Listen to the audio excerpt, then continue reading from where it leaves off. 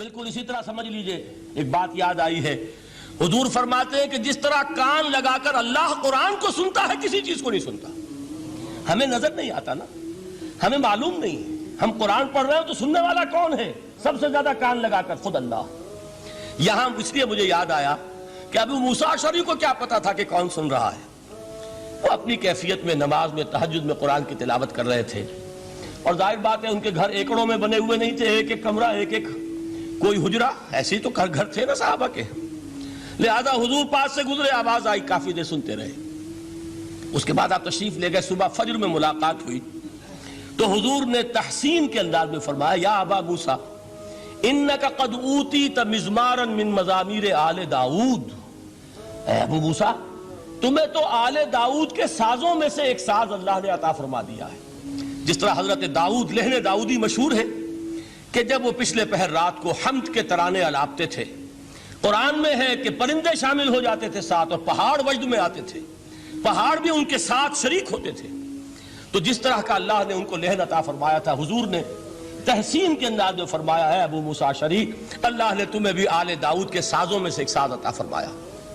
بہرحال قرآن مجید کا جو یہ میوزک ہے، قرآن کے الفاظ کا جو حسن ہے، جہاں تک حسن معنوی ہے وہ تو ہر لفظ میں ہے، لیکن یہ حسن ظاہری، حسن صوتی، حسن لفظی، یہ اپنے کلائمیکس پر آپ کو نظر آئے گا سورہ رحمان میں. لیکن قرآن میں یہ سورت اس اعتبار سے بھی ممتاز ہے، اس کی 4 آیات پر ذرا توجہ کریں گے، عجیب حقائق سامنے آئیں گے. جہاں یہ قرآن مجید کے حسن صوت اور حسن لفظی کی معراج ہے، وہیں اس کی پہلی 4 آیات میں 4 چوٹی کی چیزوں کا ذکر ہے، سب سے اونچی چیزیں. پہلی آیت کیا ہے؟ الرحمن. ایک آیت ہو گئی. رحمان کیا ہے؟ اللہ کا نام ہے. کبھی آپ نے غور کیا اللہ کے ناموں میں سب سے پیارا نام کون سا ہوگا؟ رحمان. کیوں؟ اس کا مادہ کیا ہے؟ رحمت. ہمیں سب سے بڑھ کر جس چیز کی ضرورت ہے وہ کیا ہے؟ رحمت خداوندی. نام اچھی طرح سن لیجئے اس حضور کے قول کو. حضور فرماتے کوئی شخص جنت میں مجرد اپنے عمل کی بنیاد پر داخل نہیں ہو سکے گا جب تک کہ رحمت خداوندی دستگیری نہ کرے. کسی صحابی نے بڑی ہمت اور جرأت کا ثبوت دیا کہ پوچھ لیا، کیا حضور آپ بھی؟ جب آپ نے فرمایا کوئی شخص داخل نہیں ہو سکتا جنت میں محض اپنے عمل کی بنیاد پر جب تک کہ رحمت خداوندی جو ہے وہ دستگیری نہ فرمائے. پوچھا گیا کیا آپ بھی؟ آپ نے فرمایا ہاں میں بھی. آپ اندازہ کیجئے کہ اگر محمد الرسول اللہ بھی رحمت خداوندی کے ضرورت مند ہوں تو تاب دیگراں چہ رسد، ہماری تو سب سے بڑی ضرورت رحمت خداوندی ہے. اب یہ رحمت جو ہے قرآن مجید میں اللہ تعالیٰ کی یہ شان 2 الفاظ کے ذریعے سے آتی ہے، رحیم اور رحمان. اور کوئی مادہ نہیں ہے جس سے 2 نام بنتے ہوں اللہ کے، لیکن یہ مادہ ہے واحد رحمت کا کہ جس سے رحمان بھی ہے رحیم بھی ہے. رحیم صفت مشبہ ہے، رحمت دائم ہو جائے گی، مستقل ہوگی تو رحیم کہیں گے. اور رحمان، اس میں رحمت کی ہے وہ شان ہے کہ جیسے ٹھاٹھے مارتا ہوا سمندر ہو، ہیجان کی کیفیت، طوفانی کیفیت، رحمت خداوندی کا طوفانی جوش، وہ ہے رحمان. آپ تو رہتے اس علاقے میں ہیں، آپ کو معلوم ہے عرب اگر بھوکا مرا جا رہا ہو تو کیا کہے گا؟ انا جوعان. پیاسا مرا جا رہا ہو انا عطشان. بہت غضبناک ہوگا غضبان. غضبان آصفہ قرآن میں آیا ہے، بہت غضبناک. رحمان جس کی رحمت جو ہے جوش میں ہے، ٹھاٹھے مارتے ہوئے سمندر کے مانند. تو یہ اللہ تعالیٰ کے ناموں میں سب سے پیارا نام. اب آگے چلیے. الرحمن علم القرآن. رحمان نے قرآن سکھایا. رحمت خداوندی کا سب سے بڑا مظہر، رحمان کی رحمانیت کا سب سے بڑا مظہر قرآن ہے. ان میں جو منطقی ربط ہے اس کو سمجھتے جائیے. اچھا آپ یہ سوچئے، جو علم بھی انسان کو حاصل ہوا وہ کس نے دیا؟ اللہ نے. سائنس کا علم کس نے دیا؟ اللہ نے. علم آدم الاسماء کلہا. وہ علم الاسماء جو حضرت آدم کو دے دیا گیا تھا ازل میں، یہ اسی کا ظہور ہے، یہ اسی کی ایکسفولیشن ہے جو ہو رہی ہے اور ہوتی رہے گی ابھی. اور دوسرے علم ہے وہ کس نے دی؟ اللہ نے دی. لا یحیطون بشیء من علمہ الا بما شاء. مخلوق میں سے کوئی اللہ کے علم میں سے کسی شے کا احاطہ نہیں کر سکتا مگر وہ جتنا اللہ دینا چاہے. لیکن یہ کہ تمام علوم میں چوٹی کا علم قرآن. نوٹ کرتے جائیے، اب چوٹی کی چیزیں جمع کیجئے. اللہ کے ناموں میں چوٹی کا نام رحمان. اللہ نے جو کچھ انسان کو سکھایا اس میں چوٹی کا علم قرآن. خلق الانسان، انسان کو پیدا فرمایا. سوال یہ کہ حیوانات کو کس نے پیدا فرمایا؟ آسمان کس نے پیدا کیے؟ زمین کس نے پیدا کی؟ فرشتے کس نے پیدا کیے؟ کیا مطلب خلق الانسان؟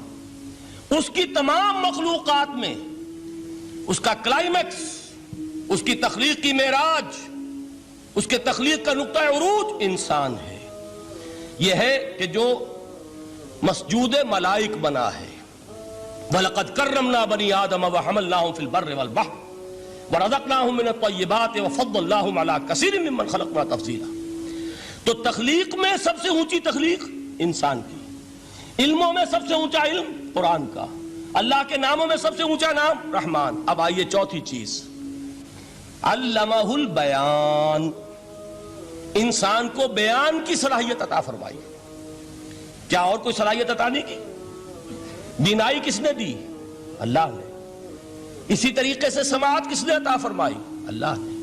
کتنی فیکلٹیز ہیں، کتنے ایکسٹرنل آرگنز ہیں سینس کے، کتنے انٹرنل سینسز ہیں جو اللہ نے دیے ہیں. لیکن یہاں بھی سمجھ لیجئے جتنی فیکلٹیز ہیں ہیومن فیکلٹیز، ان میں ٹاپ کی فیکلٹی جو ہے وہ اسپیچ ہے، کلام ہے، بیان ہے. جن لوگوں نے میڈیکل سائنس کا مطالعہ کیا ہے وہ جانتے ہیں کہ یہ برین ہے، ہیومن برین، اس برین میں جو وہ اوپر ایک زرد سا مادہ ہوتا ہے، گرے میٹر، اس کی ایک کوٹنگ ہوتی ہے، یہ ہائیسٹ ایوالوڈ فارم ہے. اور اس میں سب سے بڑا رقبہ جو ہے وہ سپیچ سینٹر کہلاتا ہے.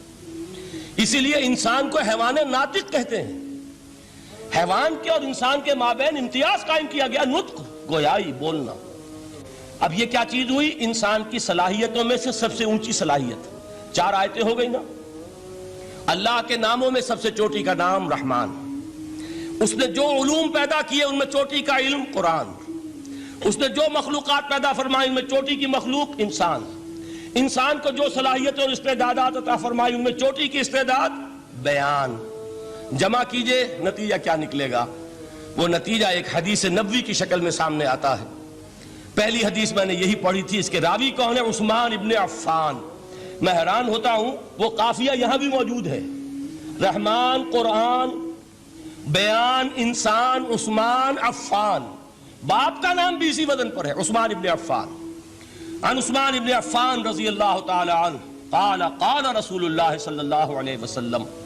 حضرت عثمان شہید مظلوم ذو النورین رضی اللہ تعالی عنہ فرماتے ہیں کہ اللہ کے رسول صلی اللہ علیہ وسلم نے فرمایا خیرکم من تعلم القرآن وعلمہ. تم میں سے بہترین لوگ وہ ہیں جو قرآن سیکھیں اور سکھائیں. قوت بیان جو تمہاری ٹاپ فیکلٹی ہے، اس کا استعمال کسی گھٹیا کام کے لیے نہیں ہونا چاہیے. دیکھیے اردو میں محاورہ ہے کہ توپ سے مکھی نہیں ماری جاتی. توپ بنائی گئی ہے کسی بڑی شے کے لیے، مکھی مارنے کے لیے توپ استعمال نہیں ہوتی.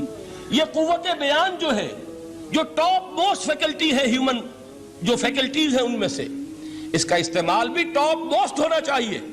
قرآن کو بیان کرو. وہ جیسے کہ علامہ اقبال نے کہا ہے، بلکہ غالباً ان کے قبر پر آس پاس جو اشعار لکھے ہوئے ان میں سے ایک یہ بھی ہے: اگر یک قطرہ خونداری، اگر مشتے پرے داری، بیابامن تو آموزم طریق شاہ بازی را.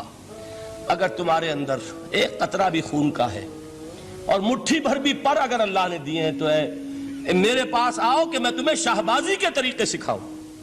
اسی طرح جان لیجئے اگر اللہ نے قوت گویائی عطا فرمائی، اگر اللہ نے تمہیں حیوان ناطق بنایا، اگر اللہ تعالیٰ نے تمہیں یہ صلاحیت عطا فرمائی، اس صلاحیت کا مصرف دنیا کو نہ بناؤ، اس صلاحیت کا مصرف اللہ کے کلام کو پھیلانے پر اس کو صرف کرو. هي الحلقات تحفظني بآيات من القرآن، هي الحلقات تملأني بحب المصطفى العدنان.